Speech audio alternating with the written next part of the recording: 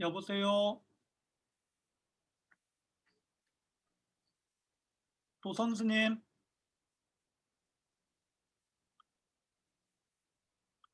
도선스님? 아, 선생님, 예, 예. 예, 예. 이제 말씀 들립니다. 이제 말씀하셔도 될 것 같아요. 아, 예, 예. 그럼 제가 이야기를 할까요? 학생들이, 예, 학생들이 생각보다 좀 적은데, 뭐, 예, 그래도 뭐, 우리 가족끼리 하는 거 생각하고 한번 예. 진행해 봅시다. 알겠습니다. 그러면 제가 시작하겠습니다. 어,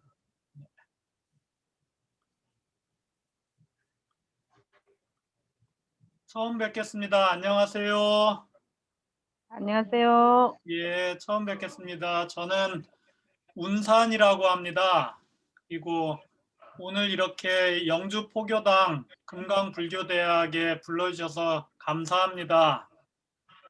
저는 지금 제 목소리 다들 잘 들리십니까? 네, 예. 잘 들립니다. 예, 예, 감사합니다. 저는 요 화면에 보시면은 함부르크에서 온 편지라고 요거 보이시나요? 네, 예, 예. 요게 이제 오늘 제가 말씀드릴 내용입니다. 저는 지금 독일의 함부르크라고 하는 데 있고요. 우리나라가 지금 아마 저녁 7시가 됐을 텐데 여기는 오전 11시입니다. 그래, 시간이 다른데 지금 인터넷으로 연결해서 동시에 진행을 하고 있어요. 그래서 제 목소리가 잘 안 들릴지도 모르겠습니다. 너무 잘 들립니다. 그런가요? 세상이 예. 신기하네요. 예, 예. 네, 그러면 오늘 준비한 자료를 지금부터 대략 정해진 시간 정도에 맞춰서 좀 말씀드리고 그 다음에 끝난 다음에 여러분들께 궁금한 사항 질문 받고 제가 아는 대로 말씀을 드리겠습니다. 그러면 네, 참고로 원래는 제가 지금 뒤에 화면을 요 함부르크의 화면으로 바꿔놨습니다. 원래는 좀 지저분해가지고 바꿔놨는데요. 그냥 요 화면 보시는 것처럼 여기는 항구 도시예요. 배가 있는 그런 도시입니다. 요 얘기로 해서 네, 말씀을 드리겠습니다. 다음 장 보겠습니다. 네,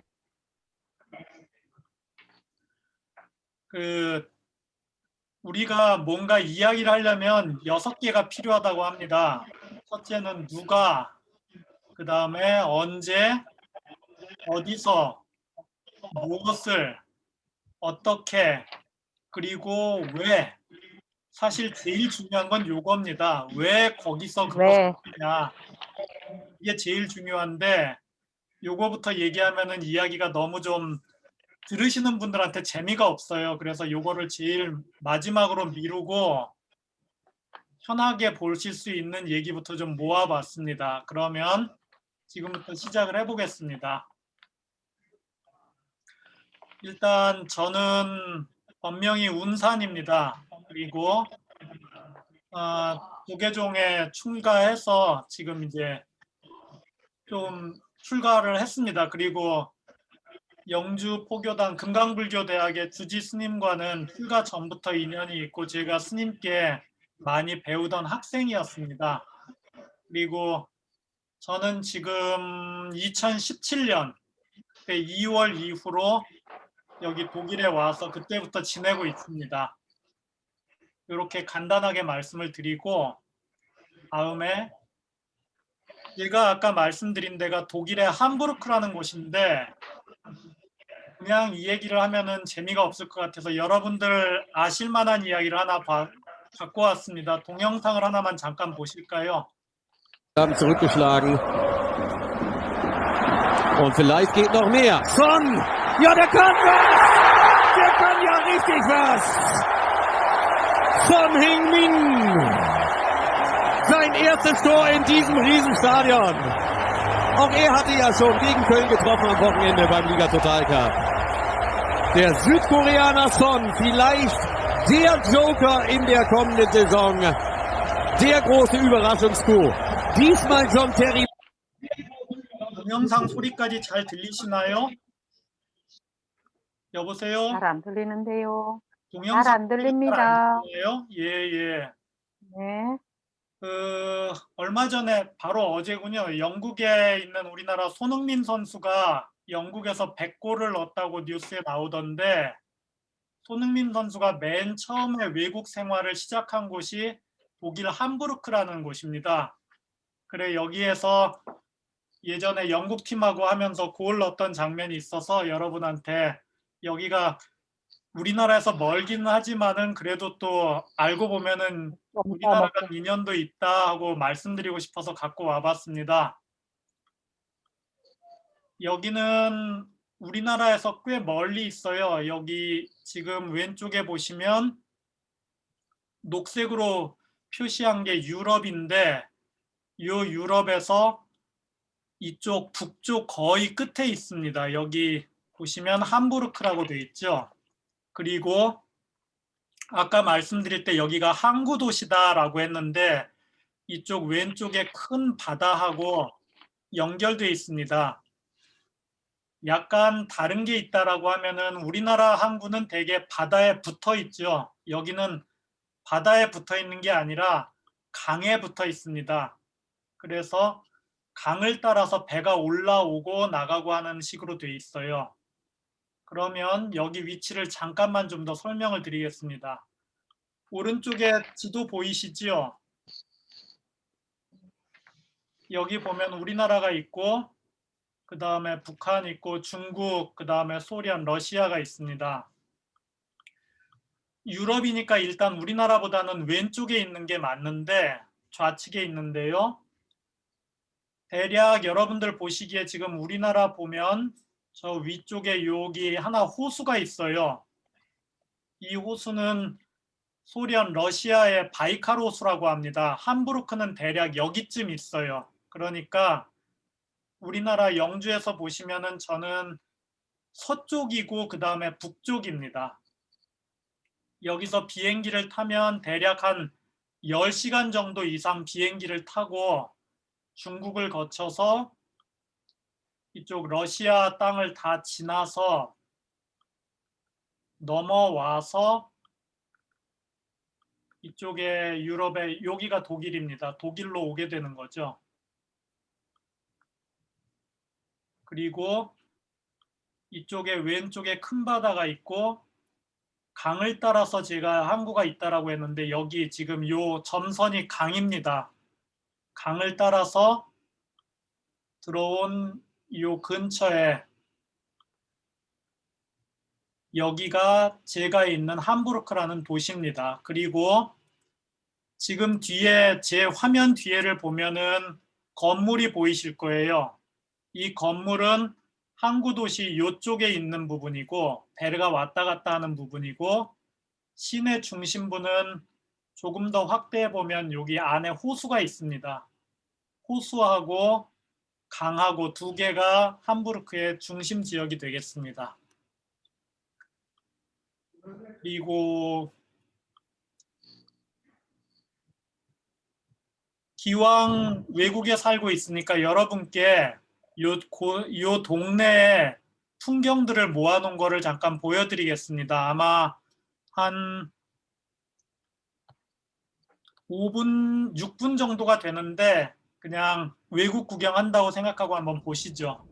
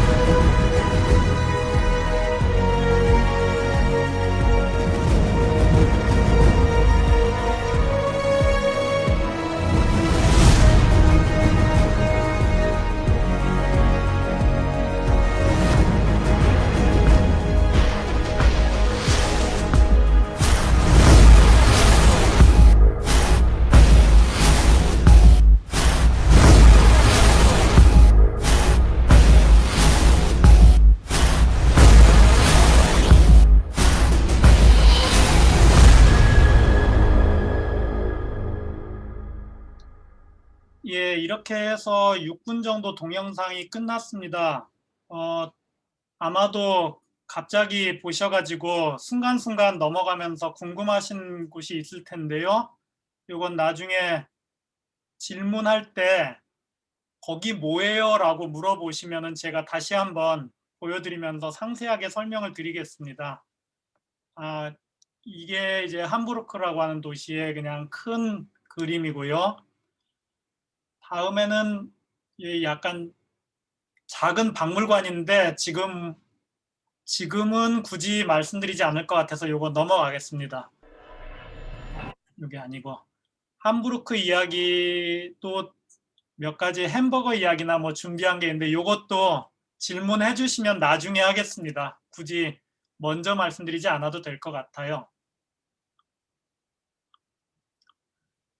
그러면 지금 제가 이제 언제 어디에 있는가는 말씀드렸으니까 여기서 뭘 하고 있느냐를 조금씩 설명을 드리겠습니다. 저는 독일의 함부르크에 함부르크 대학교라는 곳이 있습니다.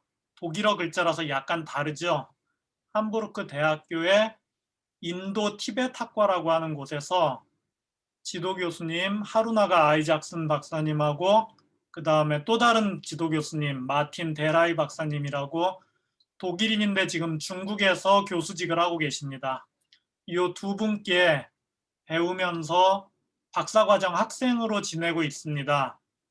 그리고 함부르크라고 하는 도시가 독일 이름을 보면은 이 부르크라고 하는 이름이 많아요. 이게 원래 지금 보이는 이런 성이란 뜻입니다.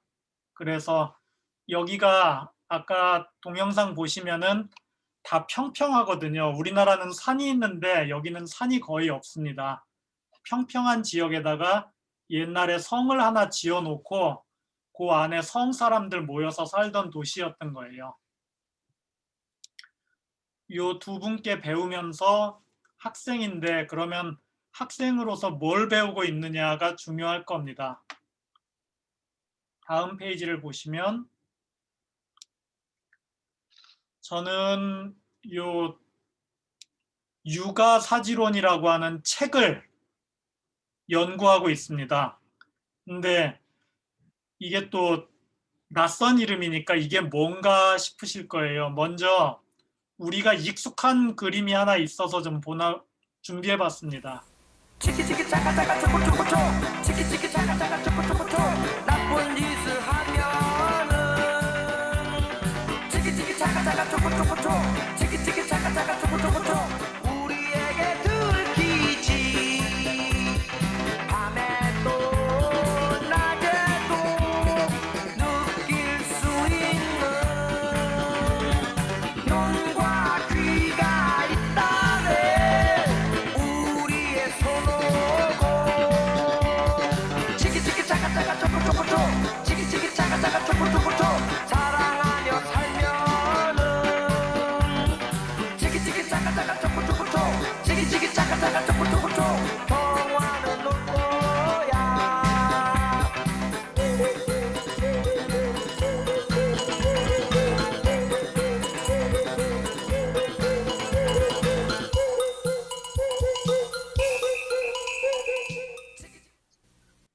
이 손오공하고 서유기 이야기는 제법 많이 알려져 있습니다. 우리나라에서도 꽤 오랫동안 유행이 됐죠. 그리고 오른쪽에 보시면은 우리나라에서는 못 보던 풍경이 하나 있어요. 여기 보시면 왼쪽부터 사오정, 저팔계, 돼지 모양이죠. 그 다음에 이렇게 옷을 차려입은 분이 스님입니다. 삼장법사. 그리고 오른쪽에 원숭이 탈을 쓴 사람이 손오공. 이분들이 뭘 하느냐라고 하면 이 삼장법사 스님이 손오공, 저팔계, 사오정 데리고 저기 인도 다녀오셨잖아요. 그러니까 사람들이 생각하기에 뭐랄까 법력이 센 혹은 도술이 강한 이런 스님으로 사람들이 인식을 한 거예요. 그래서 누군가 돌아가셨을 때 이 스님이 오셔서 영가 법문을 해주시고 제를 지내주시면 돌아가신 분이 극락에 갈 수 있다. 이렇게 하면서 이제 그 지역에서는 또 다른 장례 문화가 생겼습니다. 이 주제로 해서 서양 교수님이 특강을 하시길래 제가 이 사진이 재밌어서 모아놨었습니다. 그리고 제가 보고 있는 이 육아사지록이라고 하는 책은 스님께서 인도에 가서 가져온 책 중에 하나입니다. 원래 그 슈퍼보드에 나오는 현장 스님이란 삼장법사라고 하는 분은 중국의 스님이신데 왼쪽의 그림처럼 중국에서 시작해서 여기 이 먼 길을 사막지대를 다 걸어서 혹은 낙타나 말 타고 이 지역을 건너서 인도까지 가셨습니다. 그래서 부처님 탄생지와 정각을 이루신 자리 등을 다 살펴보시고 당시에 유명한 대학에서 공부하시고 인도 전체를 다 성지순례를 하고 다시 중국까지 돌아오셨습니다. 이쪽에 이 길이 어느 정도인가 좀 감을 잡기가 어려운데 오른쪽 지도를 보시면 제가 이제 독일에서 벗어나서 유럽도 다시 벗어나서 우리나라와 중국으로 돌아옵니다. 보시면 여기에 우리나라가 있죠. 중국의 이쪽쯤에서 시작하셔서 이 노란색으로 보이는 부분은 다 사막이에요. 사람이 살 수 없는 곳입니다. 중간중간에 작은 오아시스 도시들이 있는데 그 길을 따라서 가서 인도로 돌아갑니다. 왜냐하면 여기 크게 돼 있는 이 경계선이 히말라야 산맥이라서 중국에서 인도로 직접 갈 수가 없어요. 지금은 비행기 타고 바로 갑니다. 하지만 옛날엔 비행기가 없으니까 바깥쪽으로 한참 돌아서 인도 이 멀리까지 갔다가 인도를 다 순례하고 다시 돌아오신 거죠. 스님이 가셨던 길을 보내놓는 동영상이 또 있는데 자칫하면 동영상만 보다가 다 끝날 수 있을 것 같아서 지금 제가 설명드린 정도로만 하고 나머지는 혹시 질의응답 때 궁금하시다고 하면 같이 동영상을 보겠습니다. 2013년에 대구 MBC에서 만든 것이고 여기에는 현장 스님이 중국에서 인도 가셔서 무엇을 배우고 왔는가 이런 이야기들이 다 들어 있습니다. 제가 보고 있는 책은 육아사지론이라고 하는 옛날 부처님과 제자들이 쓴 책입니다. 이름이 좀 어려운데 육아라고 하는 말은 요가입니다. 대구 밑에 가보면 비슬산 육아사라는 절이 있는데 혹시 성지순례로 가보신 분 계실까 모르겠습니다. 그 이름이 원래 이 책에서 나온 겁니다. 요즘 말로 하면 요가예요. 요가는 명상입니다. 우리한테 요가는 어떤 그 몸을 많이 유연하게 하는 이런 쪽으로 보지만 원래 의미는 명상이에요. 참선하는 스승사자니까 선생님들의 어떤 경지에 대한 논서다. 우리말로 하면은 명상 지침서 정도라고 하면 딱 맞습니다. 이 책이 매우 중요했는데 이 책을 중국의 현장 스님이 인도까지 가서 받아옵니다. 그리고 받아오는 과정에 사람들이 이야기를 덧붙여서 손오공 저팔계 사우정 이야기는 이제 거기에 더해진 거죠. 이 가르침은 불교에서는 육아행파, 유식학파라는 이름으로 전해져 있고 스님이 사셨던 시대를 보면 우리나라의 원효 스님이나 의상 스님보다 약간 한 10년에서 20년 정도 선배 스님이 됩니다. 그래서 우리나라에서는 원효 의상 스님이 바다 건너서 중국에 가려다가 원효 스님은 그냥 해골바가지 물 드시고 돌아왔다 이 얘기가 유명하잖아요. 그 이유 중에 하나가 아마도 짐작컨대 원효 스님이 중국에 가서 이 현장 스님한테 배우려고 했던 게 아닌가라고 학자들은 추정을 합니다. 왜냐하면 워낙 유명하신 스님이고 인도까지 직접 가서 배워왔기 때문에 가서 직접 배우면은 좋을 것이다 라고 생각하셨을 수 있거든요. 연배로 봐도 그렇고 당시 영향력으로 봐도 그렇습니다. 그래서 이 세 분 스님이 거의 같은 시기에 같이 활동하셨다. 그리고 원효 스님은 우리나라에서 두말할 필요 없이 잘 알려진 분이시고, 의상 스님은 부석사, 영주 부석사의 개창조이시기도 합니다. 그래서 우리가 익숙한 스님들이 거의 같은 시대에 사셨다라고 하는 것을 말씀드리고 싶고요.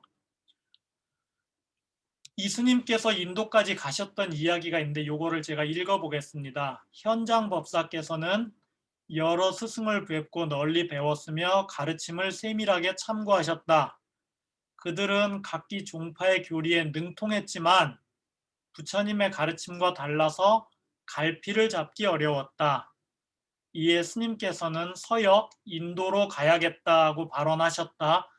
거기서 궁금한 점을 여쭤보고 17지론을 얻어 의심을 풀고자 했다. 17지론이란 바로 유가사지론이다 라고 당시 스님의 일생을 기록한 행장에는 적혀 있습니다. 그래서 스님이 멀리 인도까지 가셨던 핵심적인 이유가 바로 이 책을 얻기 위해서라고 우리는 알 수가 있습니다. 그런데 그러면 당시에 그렇게 가서 공부하고 오셨으면 된 건데 지금 왜 우리나라 스님이 독일까지 가서 그걸 보고 있느냐라고 하는 게 이제 문제가 되겠죠. 사실 그게 이제 제 이야기입니다. 지금부터가. 인도에서 불교가 시작한 다음에 이 불교가 하나는 남쪽으로 전해집니다. 스리랑카, 그 다음에 미얀마, 버마, 태국 쪽으로 간 불교가 하나가 있고, 그 다음에 중국 쪽으로 해서 우리나라, 일본, 그 다음에 대만 이런 쪽으로 온 불교가 또 하나 있죠. 이쪽이 한문대장경입니다. 그리고 마지막에 인도에서 불교가 거의 이슬람, 무슬림의 침입으로 해서 사라질 위기에 처했을 때 인도 스님들이 티벳으로 다 옮겨가세요. 이후로 티벳 불교가 형성이 됩니다. 그래서 이 유가사지론의 책에는 원래 인도 글자로 되어 있는 책이 하나가 있고 현장 스님이 갖고 오신 한문대장경이 있습니다. 원래는 인도 글자인데 현장 스님이 읽고서 한문으로 다 번역을 하신 거죠. 그리고 인도 스님들이 티벳에 가면서 그쪽 티벳 사람들이 이해하는 말과 글자로 번역한 게 또 있습니다. 이렇게 인도의 원판, 그 다음에 한문 번역본, 그 다음에 티베더로 된 번역본 이렇게 세 가지가 있어요. 이게 몇백 년에 걸쳐서 만들어졌습니다. 그런데 이거는 다 지금부터 한 500년, 600년, 1000년 전 이야기고 지금 시대는 동양과 서양이 같이 공부를 해야 됩니다. 그리고 그 핵심 공부 방법은 영어예요. 서양에서 영어로 공부하는 것이 지금은 뭐랄까 좀 많이 유행입니다. 그러니까 제가 여기서 하고 있는 일은 인도어로 된 거, 그 다음에 한문 번역, 티베더 번역 세 가지를 다 비교하면서 요거를 원본은 이런 거였을 거다. 그리고 영어로 번역하면 이렇게 된다라고 하는 걸 만들고 있습니다. 그러면 이제 이런 질문을 할 수 있겠죠. 어쨌든 우리는 한문 대장경이 있고 그 다음에 우리말로 된 한글 대장경도 있습니다. 그러면 된 거지 굳이 그 멀리까지 가서 이거 원래 거를 봐야 되느냐. 그러면 이제 제가 여러분들한테 이 말씀을 드릴 수 있을 것 같아요. 요즘 우리나라에서 방탄소년단이란 그룹이 우리말로 노래를 하는 게 미국에서 인기를 얻고 있죠. 우리말 가사인데 미국 사람들이 좋아해요. 그러면 이 사람들은 우리말을 모르니까 처음에는 영어로 번역을 해서 노래를 하겠죠. 무슨 말인지 전혀 모르니까. 근데 한참 노래를 하면서 좋아지면 욕심이 생길 거예요. 영어 번역을 하니까 무슨 뜻인지는 알겠는데 원래 한국말은 그러지 않을 것 같다. 그러면 나도 한국말을 배워서 그게 어떤 건지 좀 정확히 뜻을 알아보고 싶다라고 하는 생각을 하게 될 겁니다. 왜냐하면 우리말에서 아주 다양한 표현들이 영어로 다 못 가는 게 있거든요. 그런 부분들 때문에 번역본을 봐서 알 수 있는 부분도 있는데 어느 순간 되면은 그래도 원래는 뭐라고 하셨지라고 궁금해집니다. 그리고 이제 그게 다른 것도 아니고 부처님 가르침을 따르는 제자기 때문에 원래 고향에서는 어떤 말로 했을까라고 하는 게 상당히 궁금한 거죠. 마치 우리나라 불자님들이 한 번은 부처님 태어나신 인도에 가서 성지순례를 하고 여기에서 부처님이 직접 걸어 다니셨구나라고 하고 감격하는 거하고 같은 이유라고 볼 수 있습니다. 그래서 이제 이런 연구를 하게 되는데 실제로 그러면 그게 뭐냐라고 하는 걸 잠깐 간단하게 말씀드리겠습니다. 인도 고전어라고 하는 건 우리나라에서도 가끔씩 볼 수가 있습니다. 이게 옛날 인도 근자인데요. 가끔씩 절에서 어떤 큰 제 같은 거 할 때 혹은 무늬 같은 거에 이렇게 알 수 없는 글자들이 써 있어요. 한문이 아닙니다. 지금 여기 써 있는 건 옴, 마, 니, 바, 메, 훔. 우리 그 천수경의 육자대명 왕진언이라고 하는 게 원래는 이렇게 쓰입니다. 그래서 우리는 요게 워낙 진언이기 때문에 글자로는 하지 않고 그냥 음만 따서 쓰는 거예요. 한문에서도 번역을 하지 않고 그냥 소리만 갖고 쓴다라고 예수님들이 옮겨주셨습니다. 근데 저는 이제 이 글자를 직접 읽는 거죠. 다음 페이지를 보시면 아까 대구 MBC에서 만든 건데 실제 어떻게 돼 있는지 옛날 대장경을 잠깐만 한번 보겠습니다.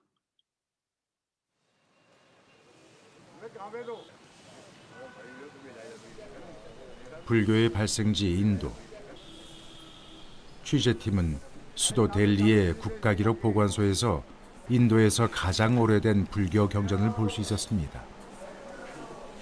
for permanent preservation. These are also called the permanent preservations, but we are doing the like supply the soft copy to the scholar. 이런 걸 폐역 1931년 인도 카슈미르의 길기트 지방에서 발굴된 이 불경은 나뭇잎에 글자를 새긴 후 먹물을 먹인 폐역경입니다.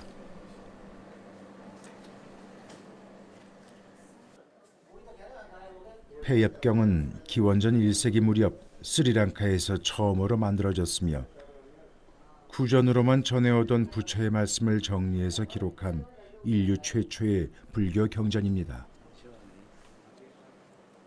이런 글자들을 보고 있습니다.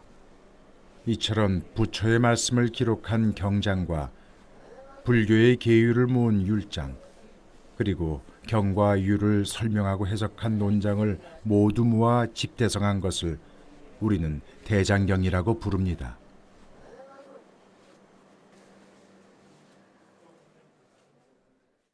This is Gilgit manuscripts. We call it Gilgit manuscripts, 6th century collection of manuscripts housed in National Archives of India. So this is one of our manuscripts, Vinayak Patika. This is written on birch bark. Okay, and this one is basically 6th century Gupta style writing, and these are the oldest manuscripts in India. 여기 설명 중에 지금 우리말 자막이 약간 잘못됐는데요. 아이고야. 페이지를 Of manuscripts housed in National Archives of India. So this is one of our manuscripts, Vinayak Patika. 예, 요 자막이 약간 잘못됐습니다. 기원전 6세기라고 했는데 기원전 6세기면은 2600년 전에 우리 부처님 사시던 때입니다. 그래서 번역이 잘못됐고요. 기원 후에 6세기입니다. 요게 아마 자막 만드는 분이 약간 착각을 하신 것 같아요. 지금 동영상에선 인도분이 영어로 이야기를 하고 있는데 영어로 들어보면 기원 전이 아니라 기원 후 6세기라고 분명히 말하고 있습니다. 부처님이 대략 한 2600년 전에 사셨던 분이고 이게 기원 후의 6세기니까 대략 부처님 입적하시고 1100년에서 1200년 정도 지난 다음에 만든 겁니다. 이미. 그리고 그때까지는 스님들이 모두 다 외웠다는 거예요. 글로 쓰는 게 아니라 외웠던 겁니다. 물론 아마도 더 이전에 쓴 것들도 있을 겁니다. 근데 우리가 발견한 게 요거라는 거죠. 그래서 저는 이런 사본들, 근데 이거는 워낙 귀하니까 저 같은 사람한테 함부로 주지는 않아요. 원 자료를 주는 게 아니라 컴퓨터로 찍은 파일을 줍니다.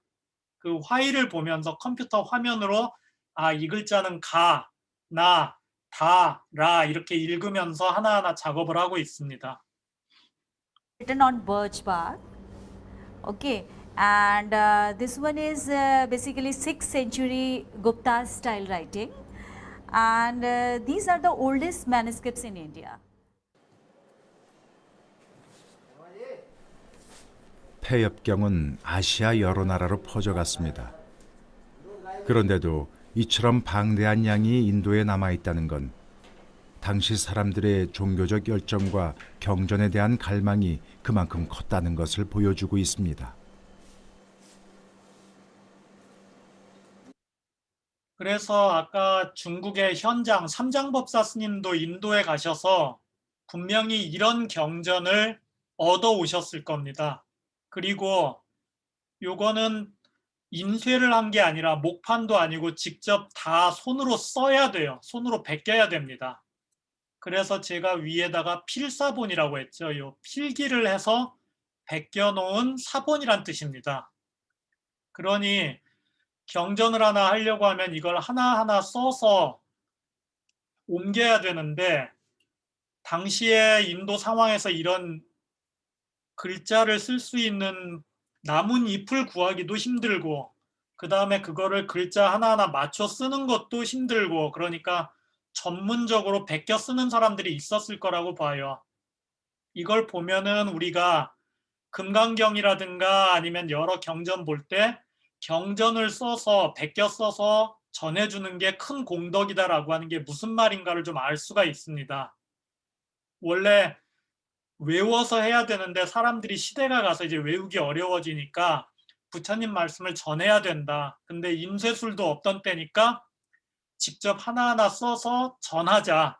그러려고 하면은 신심 있는 사람은 직접 자기가 쓰고 그렇게까지 안 되는 사람은 돈을 내서 이제 전문가들한테 부탁을 해서 대량으로 만들었겠죠. 이런 자료들이 남아 있습니다.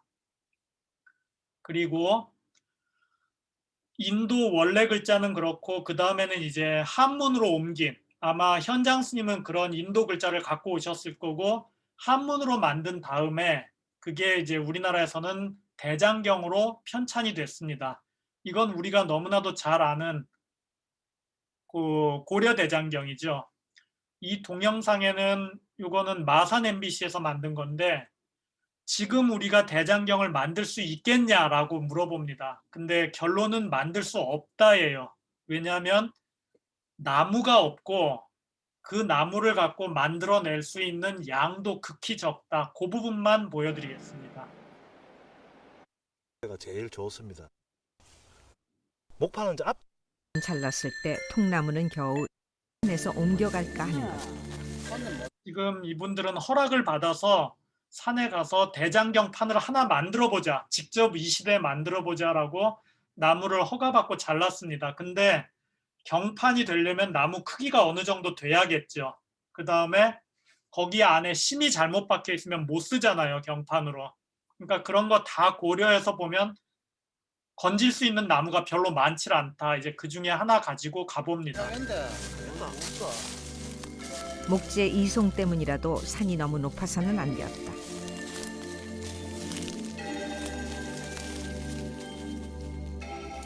벌채만으로도 인력 수요는 엄청났을 것이다. 나무는 겉으로 보이는 것과 속은 또 다르다. 겉보기에는 멀쩡한 것이 속으로는 썩어있다. 결국 지름 30cm 산벗나무에서 자른 통나무는 3개. 여기서 얻은 쓸만한 경판재는 겨우 6장뿐이었다.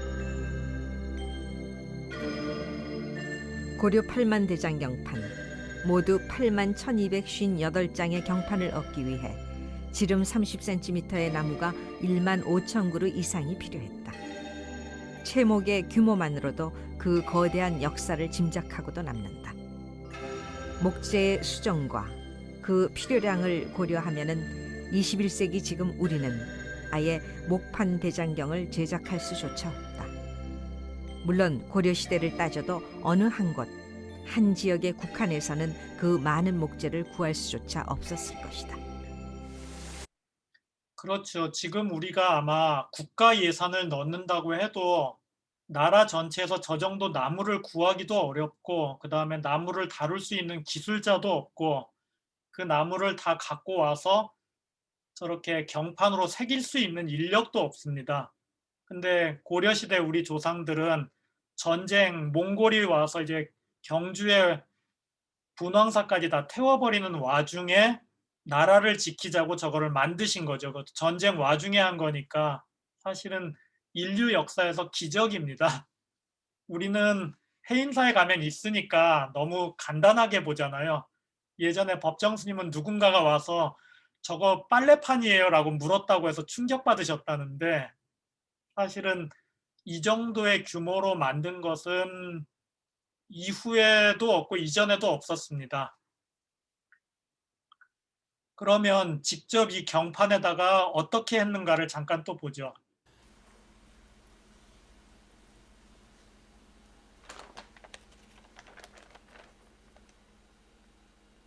우리는 경판을 직접 제작해 보기로 했다. 한 장으로 이루어진 반야심경으로 8만 대장경 사본을 이용했다. 먼저 종이를 거꾸로 붙이고 글씨가 잘 보이도록 기름을 먹인다. 판에 붙여 깎아내는 종이 판본을 경판이 만들어지는 바탕이 된다 하여 판화본이라 한다.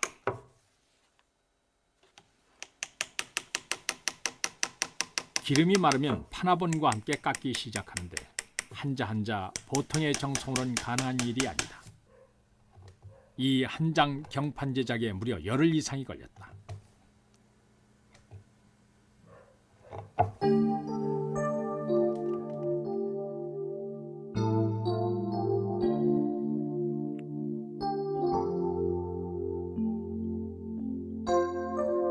숙련 정도에 따라 얼마간 단축될 수 있었겠지만 지금과 같은 조명이 없었던 시대, 고려시대의 작업은 낮 동안만 진행됐다고 본다면 경판 한 장 판각에 걸리는 시간은 지금과 별반 차이가 없었을 것이다. 16년에 걸쳐 제작된 고려 8만 대장경, 그 시간 안에 완성하기 위해서는 수천 명의 각수가 동원될 수밖에 없었다. 8만 대장경판 조성에 참여한 각수는 최소 3,600명 이상으로 추정된다. 그러면 이제 여기서 보는 것처럼 지금은 전기가 있으니까 철야 작업이라도 하지만 그때는 전기도 없었고, 그 다음에 목판이니까 글자 닫히면 안 되고, 지금 보여드린 건 반야심경 한 면이잖아요. 근데 해인사 대장경이 8만 장이면 양면이거든요. 양면을 다 새겨야 되고, 그 다음에 글자 닫히면 안 되고, 낮 시간에만 해야 되고, 그러면 누군가는 저 글자를 깎고 있겠지만 누군가는 밥부터 해줘야죠. 밥 해주고 반찬 해주고, 그 다음에 필요한 나무 깎아서 저거 갖다 줘야죠. 그 다음에 하다 보면 이 뭐라고 하죠? 요 끌어내는 이 조각 칼이 또 무뎌질 테니까 그거 만들어 줘야지요. 이게 지금 생각해서는 상상이 안 되는 규모인 겁니다. 그래서 제가 이걸 보여드린 것은 우리가 갖고 있는 그 해인사의 유산을 쉽게 생각하지 말고, 다음에 여러분들이 해인사 성지순례 가시거든, 야 정말 조상들이 전쟁 중에 어마어마한 일을 했구나라고 이렇게 한 번 더 마음을 내주셨으면 합니다. 그리고 조선시대에 들어가면은 약간 여담인데, 우리나라가 이제 조선시대에 들어가면 불교를 좀 장려하지 않고 유학의 시대로 접어들죠. 그래서 일본에서 계속 와서 조릅니다. 이제 조선은 불교 안 한다니까 해인사 대장경 주세요라고 여러 번 졸라요. 우리한테 주면은 일본에 가져가서 잘 모셔놓겠다라고 이야기를 하는데 그때마다 왕들이 우리가 안 하더라도 갖고 있을 거야 라고 돌려보내든지 아니면은 종이로 인쇄해서 그 종이만 줘 이렇게 하고 말았습니다. 만약에 그때 그래 우리 이제 더 이상 불교 안 할 거니까 가져가 했으면 지금 저 대장경은 우리가 가까이서 뵙지도 못할 겁니다. 이렇게 대장경이 만들어진 것도 희유한 일이지만 지금 우리가 차 타고 가면 바로 몇 시간 안에 뵐 수 있다는 것도 대단한 일이라고 할 수 있습니다. 가까이는 또 우리 전쟁 겪었잖아요. 그 와중에 해인사가 폭격을 맞지 않은 거는 우리 불자였던 장군님 한 분이 큰 애를 써주신 것으로 알고 있습니다. 이렇게 해서 한문 대장경을 보고 그 다음에 이제 마지막으로 티베터입니다. 인도 글자하고 비슷하지만 달라요. 여기도 똑같이 옴, 마, 니, 바, 메, 훔이라고 적혀 있습니다. 한문하고는 완전히 다르고 인도 글자하고는 비슷한 면이 있지만 같지는 않습니다. 그렇게 해서 티베트 사람들도 대장경을 만들어 놨는데 규모로 보면은 해인사보다 오히려 더 큽니다. 왜냐하면 불교가 중국으로 들어오고 나서 그 다음에는 이제 어느 시대 이후로는 인도하고 교류가 끊기는데 티벳에는 그 이후에 들어가면서 그동안에 있었던 경전들이 더 많이 들어간 거죠. 티벳 대장경이 만들어지는 과정을 잠깐만 보겠습니다. 요거는 중국에서 만든 비디오입니다.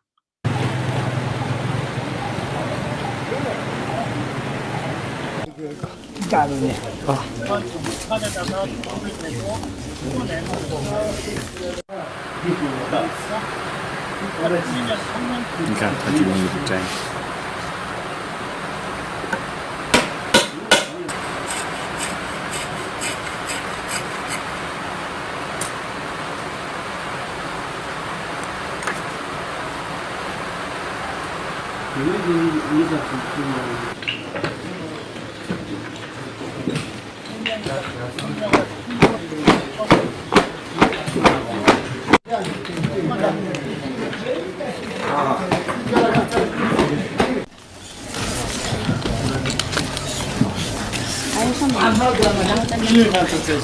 뜯어내는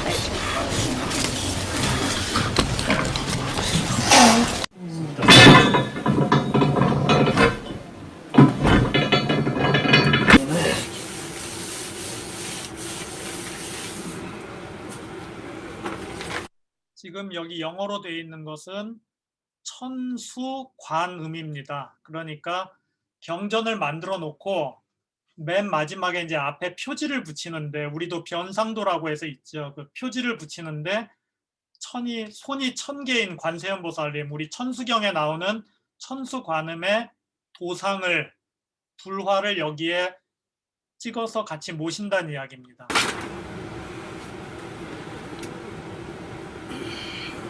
여기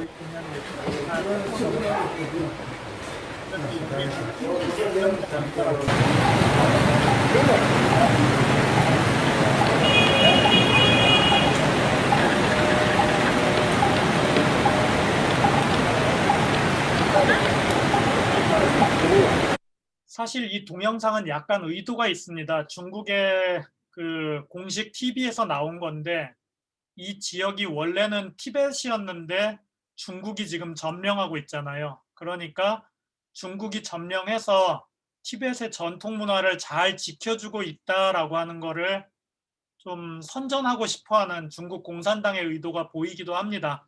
그렇지만 어쨌든 저 과정 자체가 지금 남아있는 게 소중하고 마찬가지로 인도 대장경, 그 다음에 인도 필사본, 그 다음에 한문 대장경, 티벳 대장경이 있다라고 하는 세 가지를 말씀드리는 게 제 취지였습니다.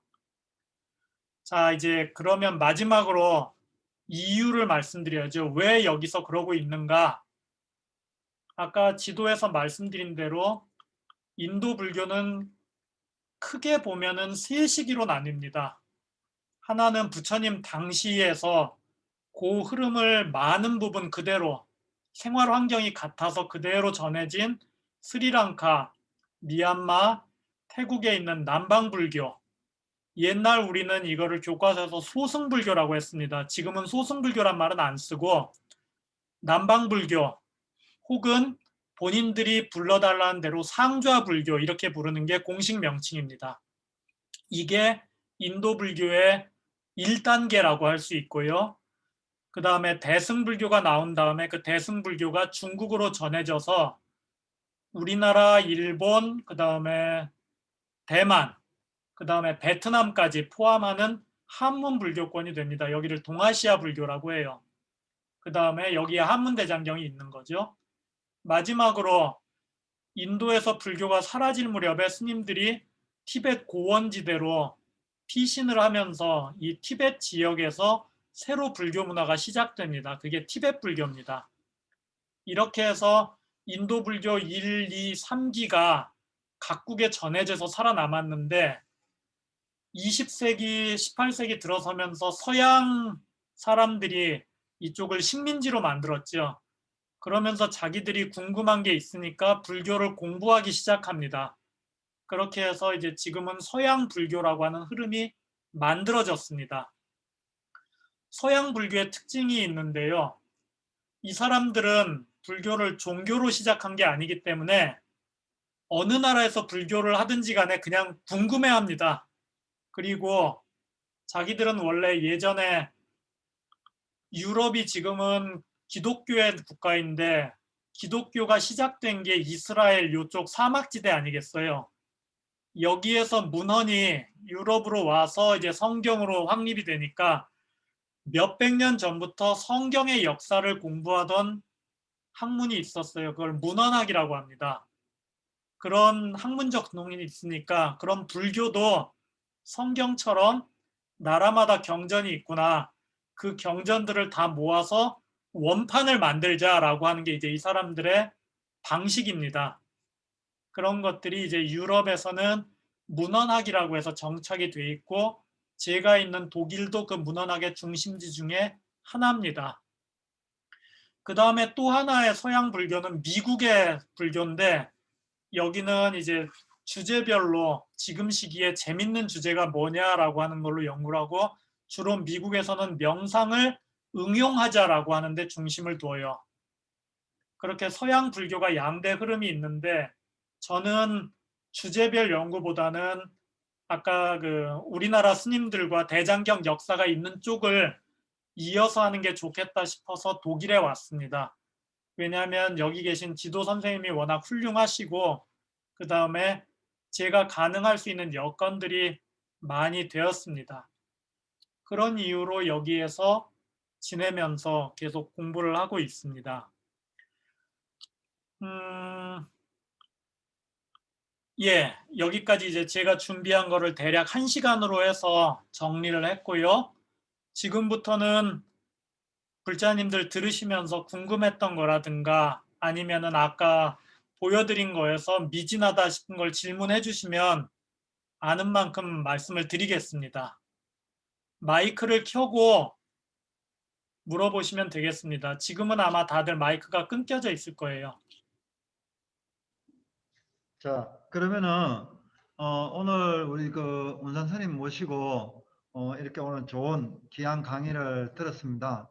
근데 이제 지금부터 질의는 편하게 뭐 어떤 질문이라도 할 수 있는 거고요. 여러분들 가운데서 뭐 질문하실 거 있으면은 이 마이크를 가지고 가져가서 질문하시면 될 것 같아요. 편하게 생각하시고. 이게 좀 아니 이제 소리가 들려야 되니까 한번 해봐요. 이걸로 한번 해봐요. 우리 포개사부터 먼저 기를 한번 내야 되겠네. 한번 해봐요. 궁금한가? 평소에 궁금한가?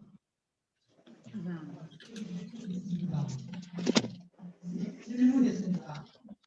예.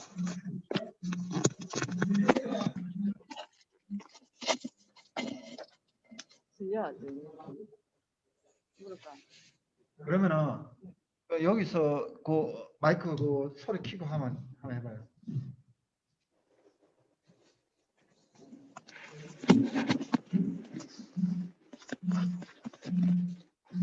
네.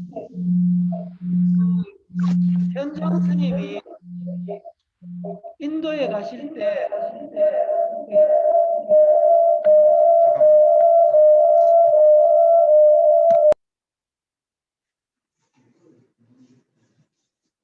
예, 현장 스님이 인도에 가실 때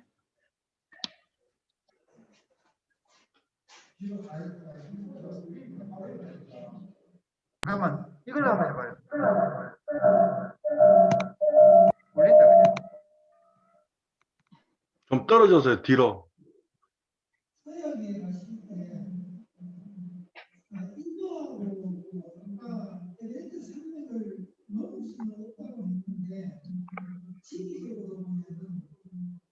안 들리는데. 말씀이 안 들립니다. 그다음 그래. 주지 스님 계신 곳에 가갖고 하면 말소리가 잘 예, 들리는데. 그러면은 그것도 방법이 되겠네요. 아, 여기 있어요. 인도하고 중국하고 그 교역이 그 그쪽이 아닌 동쪽으로는 왜 갈 수 없었나요? 자, 제가 다시 여쭈겠습니다. 지금 현장 스님 계시던 곳이 이쪽 중국이고 그 다음에 인도인데 예, 예. 동쪽이라고 하면 어디 지역을 말씀하실까요? 이 밀림 지역 밀림 지역이요. 이쪽으로는 쪽이 가깝잖아요. 가깝습니다만은 당시 중국에서는 요 남쪽 지역은 밀림이 많고 그 다음에 길이 별로 없었습니다. 무엇보다도 오랑캐 사는 곳이라고 해서 중국인들이 가지 못하던 지역이었습니다. 예, 잘 알겠습니다. 조금만 더 말씀드리면 잠깐만 조금 더 말씀드리면 요 현장 스님이 가셨던 길이 흔히 말하는 실크로드 비단길이잖아요. 예, 예. 이쪽은 사막이라서 여건은 안 좋았지만은 중국하고 이쪽에 터키나 이쪽 사람들이 계속 교역을 하면서 서로 돈을 벌고 있었어요. 그래서 자연 조건만 어려운 거를 극복하면은 계속 왔다 갔다 하던 일종의 고속도로가 있었습니다. 하지만 남쪽으로 가는 길은 지금도 산맥이 막고 있고 그 다음에 밀림이 막고 있고 무엇보다도 중국이 자기들이 통치하지 않는 지역이기 때문에 위험했던 겁니다. 네, 잘 알겠습니다. 감사합니다.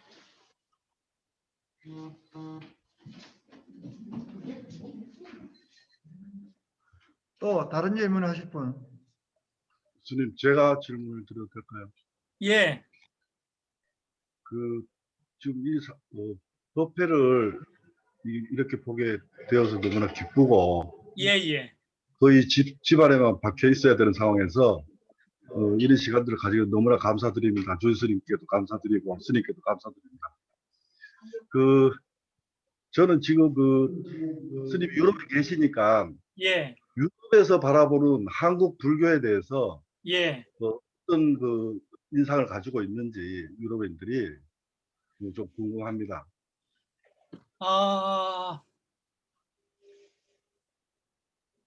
일단 제가 이제 여기에서는 뭐랄까 외국인이잖아요. 여기 서양 사람들한테는 외국인이고 그 다음에 학교에만 있다 보니까 다양하게 여러 사람들을 접하기는 좀 어렵습니다. 그래서 제 경험으로만 몇 가지 말씀드리는데 여기에 있는 분들이 불교를 아는 폭이 정말 사람마다 다양해요. 맨 처음에 저를 알아본 사람은 승복 입고 나가니까 당신 쿵우 하는 사람이냐 이러더라고요. 쿵푸 이러더라고요. 그런 정도 사람에서부터 딱 보더니 스님 한국에서 왔어요? 라고 질문하는 사람까지 있었습니다.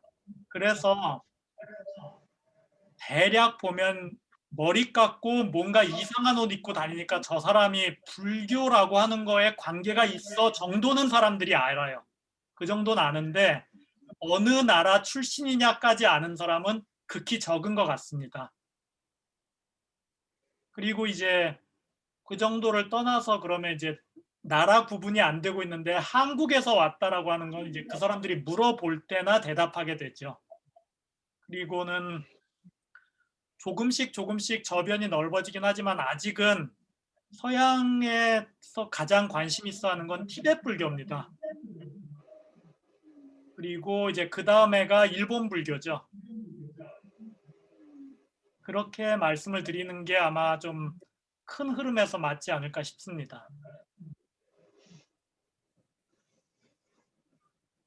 그 한국 불교가 나름대로 그 긴 역사를 가졌는데 예, 결국은 그 티베트 불교나 또 우리에게는 또 일본 불교라는 것이 한국에서 넘어갔다라고 배웠고, 예, 그런데 그들에 대한 인식이 거기에 가져 있다라면 무엇인가 한국의 불교가 알려지는 데는 엄청나게 많은 문제점을 가지고 있지 않나 지금 방금 그런 생각이 들거든요. 예.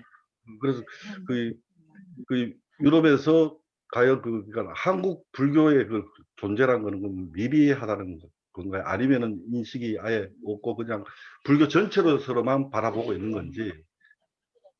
그렇죠. 말씀해 주신 대로 불교 중에 불교라고 하는 건 인식을 하는데 그중에 한국 불교다라고 딱 인식할 수 있는 사람은 극히 적을 것 같아요. 아마 그 이유는 이쪽은 서양 사람들이니까 자기들이 갔던 지역에 궁심을 둘 거 아니겠어요.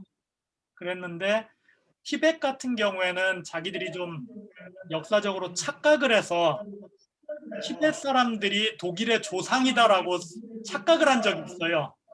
그래가지고 티벳 불교를 왕창 받아들인 게 하나가 있고, 그 다음에 일본은 근대화 시대에 이제 서양 국가고 교류를 워낙 많이 해놓으니까 이쪽에서는 동양하면 중국, 일본 이렇게 두 개로 워낙 몇백 년 이상 쌓아놓은 게 있습니다. 그에 비해서 이제 우리가 좀 늦어진 거죠. 하지만은 시간이 좀 지나면은 또 달라질 수 있을 거라고 봅니다.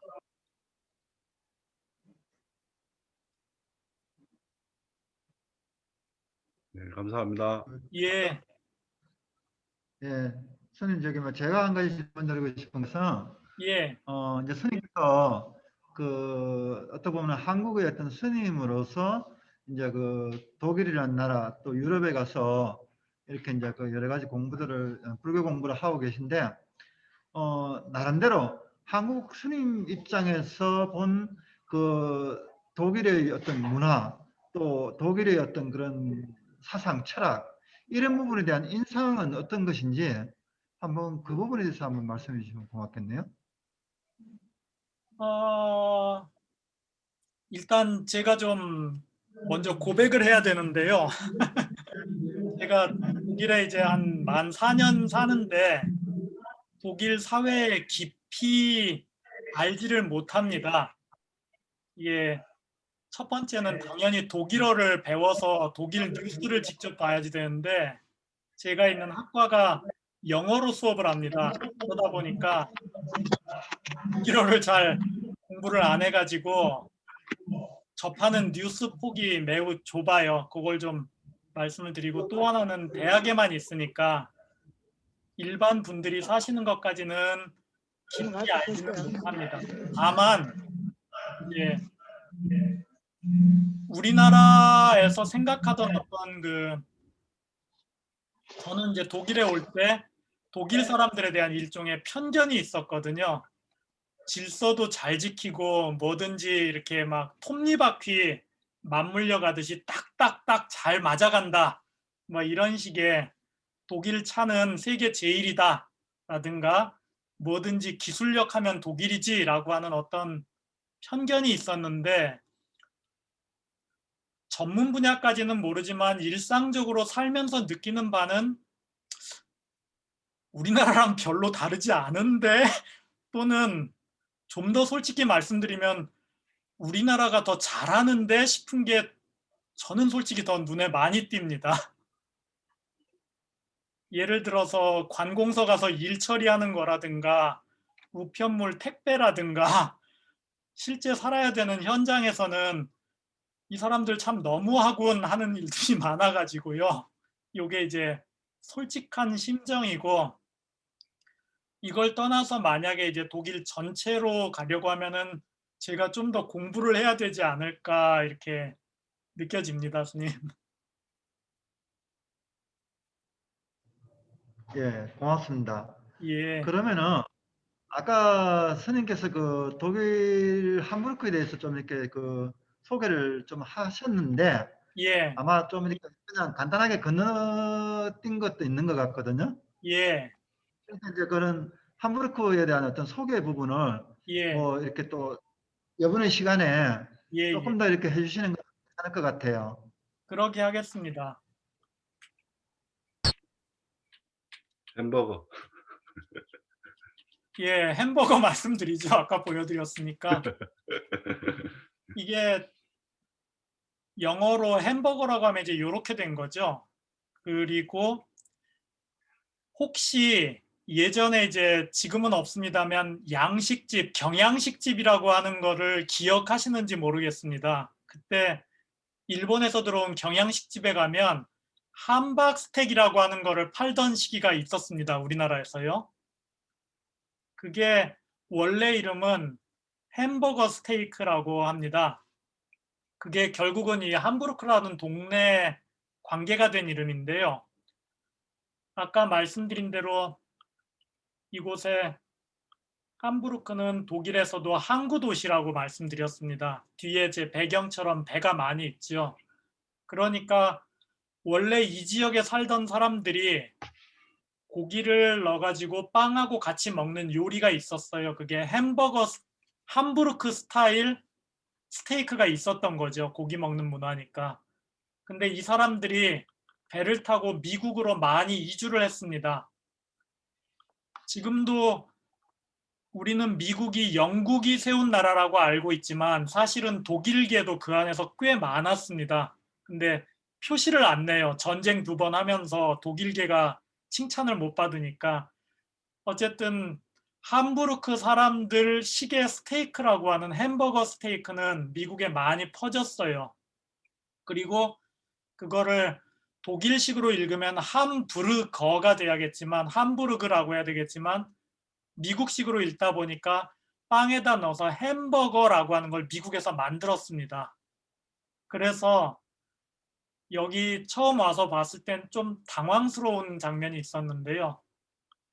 다음 장면에 보시면 요게 함부르크 중심에 있는 아주 유명한 큰 건물입니다.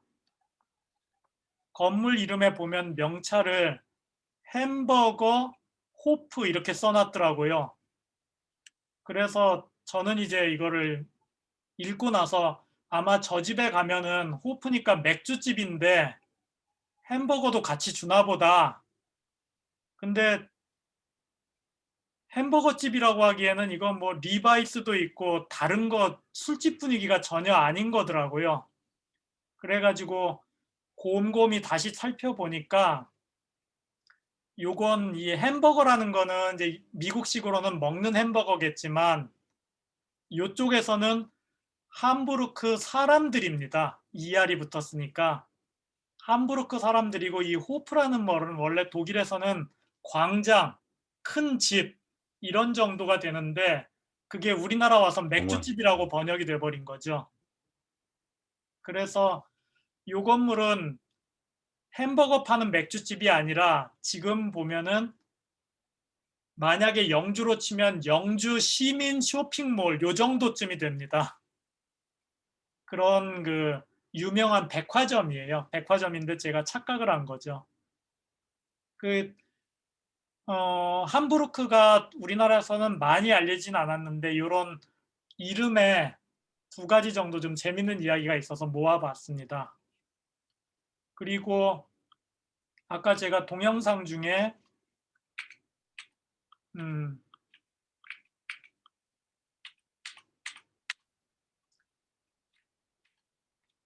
이 동영상에서 조금만 좀 장소 설명을 해드리자면 여기는 함부르크에 있는 중앙역입니다. 기차역이 제일 커요. 기차역에 있는 장식이고 안에 함부르크의 유명한 장소들을 모아놓은 겁니다. 각각의 이야기가 있는데 그건 너무 번거로울 것 같아서 넘어가겠습니다. 항구 도시라서 배가 다니는 걸 일단 보여줍니다.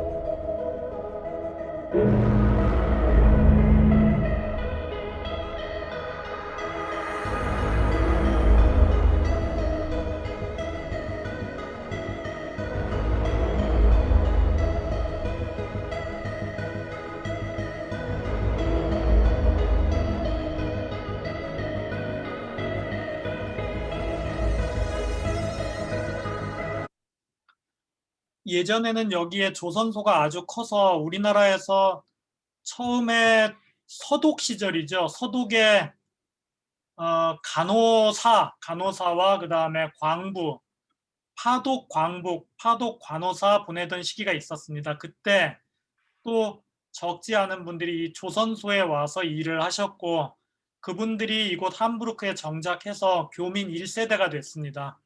독일 다른 지역에 비해서 많이 사시는 곳이에요.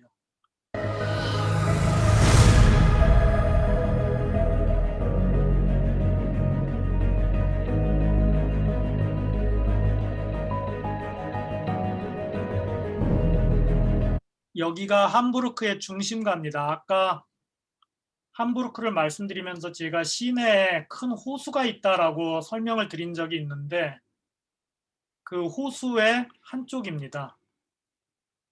지도를 보시면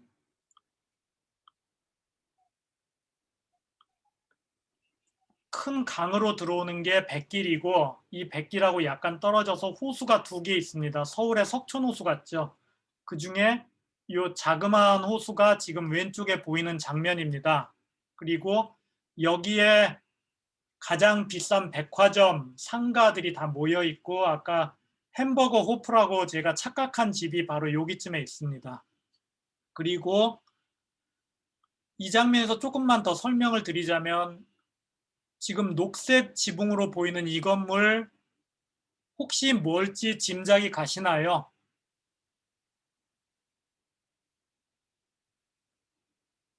녹색으로 보이는 건물이 함부르크 시청입니다. 그리고 뒤에 이제 교회 있고 그런데 그건 좀 이따 다시 설명드릴게요. 그리고 뒤에 요 뾰족뾰족 나와 있는 부분들이 이따가 말씀드릴 음악당입니다. 아주 비싸게 건물을 지은 거고요. 전체적으로 보시면 주변에 산이 하나도 없습니다. 이 근처에는 북부 유럽 지역인데 정말로 200m짜리 언덕 하나 없어요. 그래서 사실 산을 좋아하는 저는 되게 서운합니다. 소백산이나 북한산 이런 거는 어림도 없고 언덕 하나도 안 보입니다. 대신 자전거 타고 다니는 분들은 정말 좋아하죠. 함부르크 안에서는 오토바이 타는 분들을 거의 못 봤습니다. 다 자전거로 저기 음식점 배달도 다 자전거로 합니다.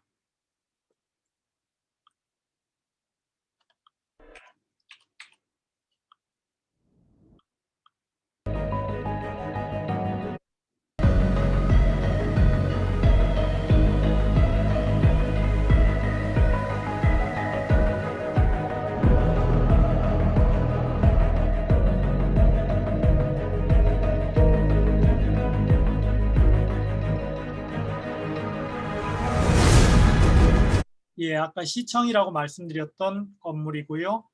왼쪽에는 함부르크의 유명한 성당 교회인데 2차 대전 때 폭격을 맞아서 다 무너졌습니다. 그거를 세우되 완전 복원하지 않고 그 전쟁 모습 그대로 놔둔 겁니다. 그리고 오른쪽에도 또 유명한 성당이 있습니다. 이쪽에는 이제 기독교 문화 쪽이니까 가면은 성당 교회가 아주 흔합니다.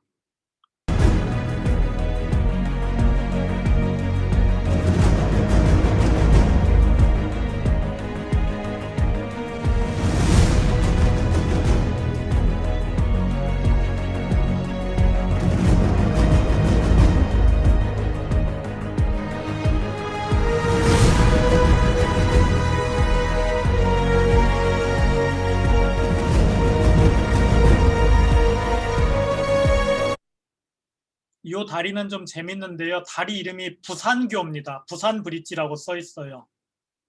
당황해가지고 이게 뭐지 하고 보니까 함부르크가 독일 전체에서 두 번째 도시거든요. 대략. 그래서 우리나라 부산하고 자매결연을 맺었습니다. 그리고 자매결연 맺은 기념으로 이 작은 다리를 부산교라고 아예 이름을 붙였고 근처에 가면 서울 거리, 부산교 이렇게 있습니다. 크기도 우리나라에서 부산이 2번째로 큰 것처럼 여기가 2번째고 항구 도시고 그런 게 비슷한 것 같습니다.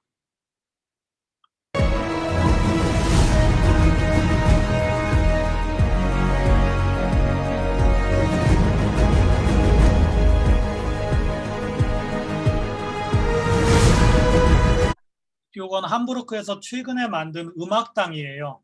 아주 유명하고 잘 지어서 음악하는 사람들도 좋아하고 건물 자체가 디자인이 아주 예쁘게 됐다고 칭찬을 많이 받습니다. 그리고 예. 음악당 지금 보시면 여러분들 보시기에 제 배경 화면으로도 저걸 잡아놨습니다. 배가 들어오는 큰 길의 음악당입니다.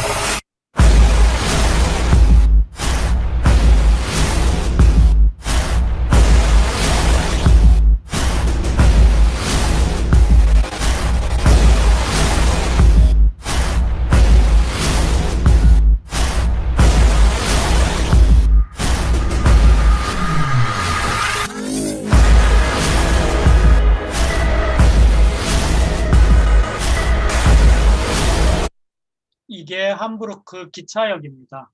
여기가 중심 도시다 보니까 멀리 가는 우리 같으면 고속열차, KTX 같은 것도 많이 들어오고 일반 지하철 그리고 광역 기차 라인도 많이 있습니다. 그리고 여기에 가면 항상 사람들이 많이 모여 있죠.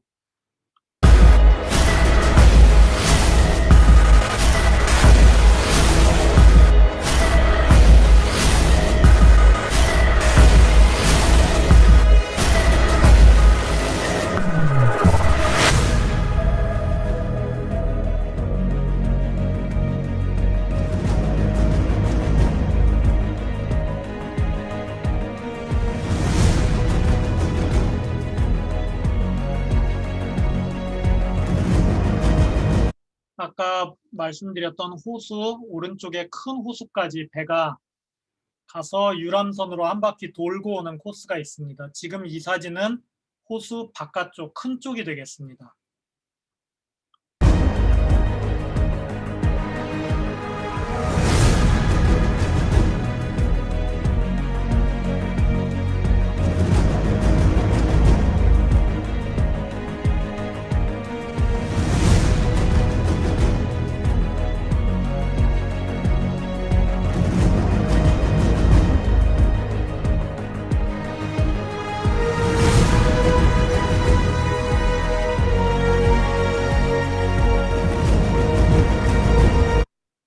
자세히 보시면 전철인데 우리나라랑 다른 게 있죠. 우리나라 전철은 위에 전선이 있고 거기에 따라서 갑니다. 근데 여기 전철은 위에다가 이렇게 전선을 하지 않고 옆에 있어요.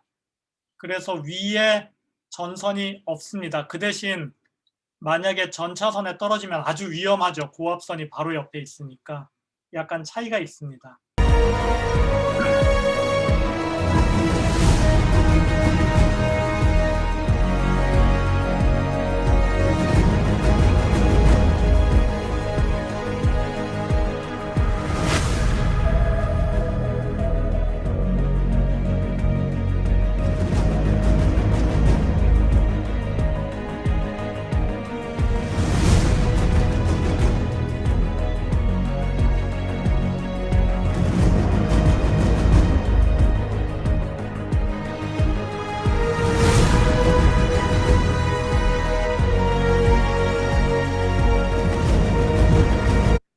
아까 부산다리라고 말씀드렸던 부산교 근처에 해양박물관입니다.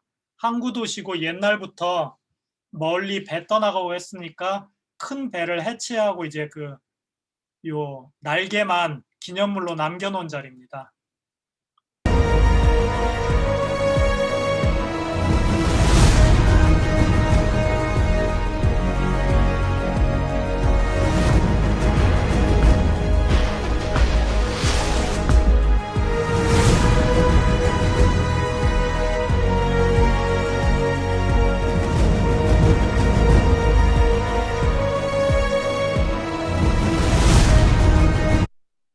아까 제가 말씀드리면서 2차 대전 때 폭격을 맞아서 무너진 교회가 있다라고 한번 말씀드렸죠. 그 잔해입니다.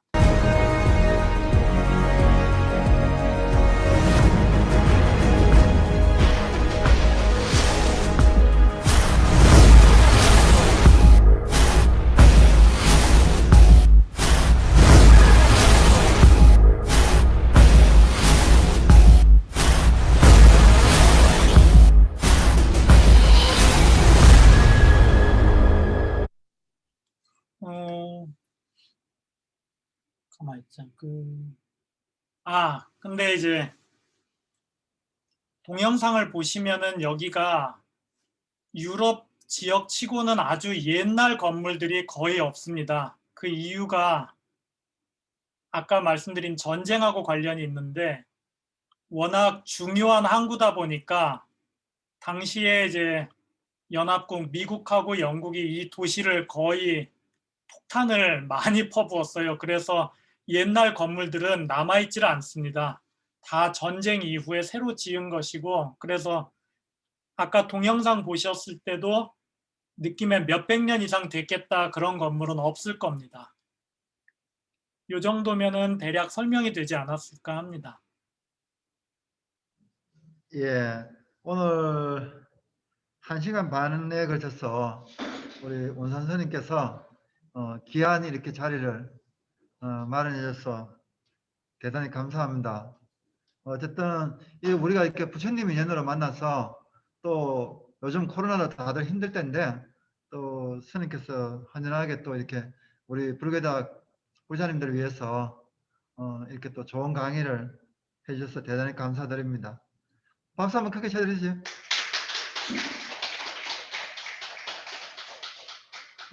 지금 이제 강의는 이거로 이제 끝날 것 같고, 혹시나 마지막으로 질문하신 분이 어떻게 질문하실 분 있어요?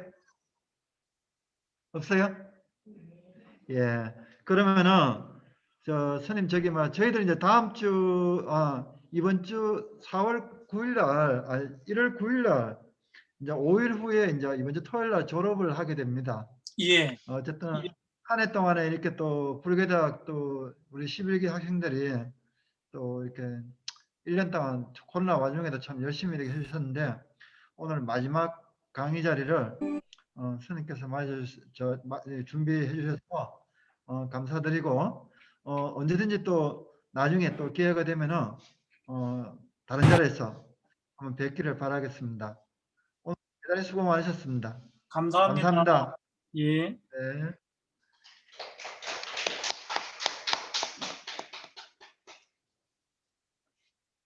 그러면 3배 마무리를 하지. 예.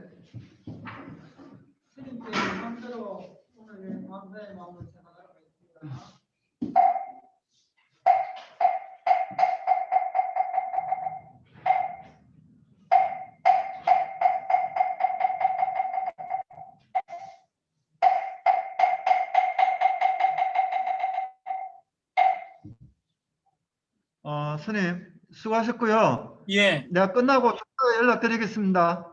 그러면 스님 지금 화면 공유 끝내고 이 방 자체를 끝낼까요? 그렇죠. 그렇게 해야죠. 알겠습니다. 그렇게 하고 예. 제가 내려가서 따로 연락드릴게요. 예, 그러면 지금 공유 끄고 소리도 잘 들리고 예. 굉장히 오늘 좋았어요. 시작하고 감사합니다. 나서는. 그러면 예, 고맙습니다. 지금 이제 회의 끝내겠습니다. 네네. 예, 수고하셨습니다. 감사합니다. 수고하셨습니다. 모두 참석해 주셔서 감사드립니다.